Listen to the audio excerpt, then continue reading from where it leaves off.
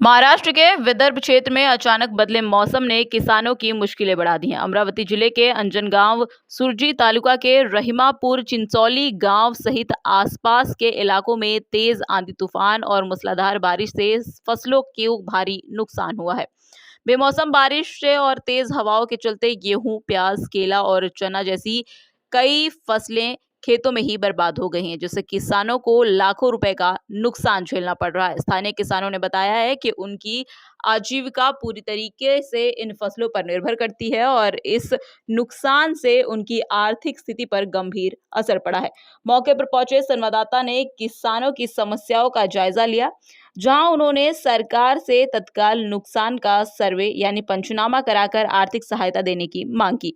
दरअसल किसानों का कहना है कि इस तरह की बेमौसम बारिश उनके लिए बड़ी चिंता का कारण बन गई है और जल्द राहत न मिलने पर हालात और भी गंभीर हो सकते हैं।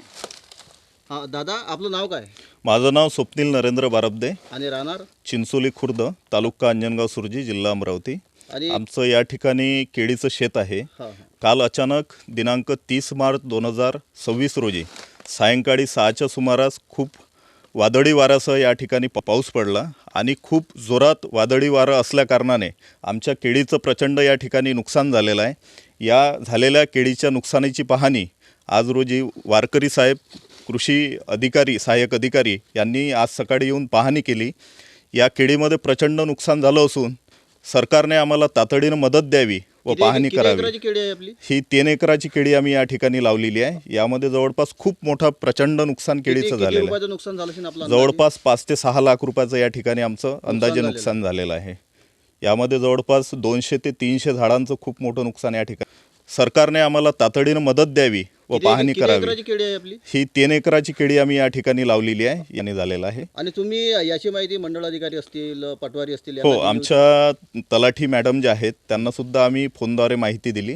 ते सुद्धा पाहणी करण्यासाठी येतो म्हणाल्या आणि सोबतच वारकरी साहेब, सहाय्यक कृषी अधिकारी हे सकाळी पाहणी करून गेलेले आहेत। त्यांनी संपूर्ण केळी बागेची पाहणी केलेली आहे। या ठिकाणी खूप मोठं नुकसान झाल्याकारणाने शासनाने आम्हाला तातडीने मदत द्यावी, हीच आमची शासनाकडून अपेक्षा। नाव विकास सुरेशराव बारबदे, हे माझे काका आहेत। यांचं काल हरभरा सोंगला सकाळी आणि संध्याकाळी 5-6च्या दरम्यान म्हणजे खूप जोराचा वारा होता आणि पाऊससुद्धा होता। आता त्यामुळे यांचे जे सोंगलेलं जे कळपं होते ते वावरातही फैलले आणि काही बाजूच्या शेतात तिकडे उडून गेले। आता यांचं नाही काही तर 3 लाख रुपयाचा इथं म्हणजे माल पडलेला होता। पूर्ण जो हरभरा होता, किती एकराचा हरभरा होता? 3 एकराचा हरभरा होता। पूर्ण नाहीसा झालेला आहे। पूर्ण नाहीसा झालेला आहे, तुम्ही पाहू शकता। एकदम म्हणजे गाठे खाली पडले, ते कळपं हेकोळे झाले, शेतात हरभराच नाही राहिलेला आहे। आणि विशेष म्हणजे आता आमचं कृषी सेवा केंद्राचं एकाच कृषी सेवा केंद्रातून बिल असते, तर त्यांचा आम्हाला काल परवा दिवशी फोनही आला होता की बिल जमा करा। तर त्यांना म्हटलं की हरभरा काढल्यानंतर देतो बा। आता हरभराच नाही आहे तर बिल कुठचं द्यायचं? बिल आहे, यांच्या मुलाचं लग्न झालं, त्याच्यासाठी कर्ज घेतलं होतं, या हरभऱ्यासाठी कर्ज घेतलं होतं शेती।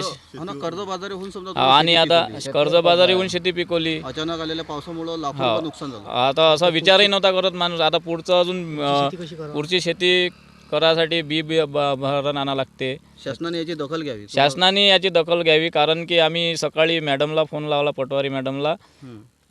आमचे ते कृषी सहाय्यक अधिकारी आहेत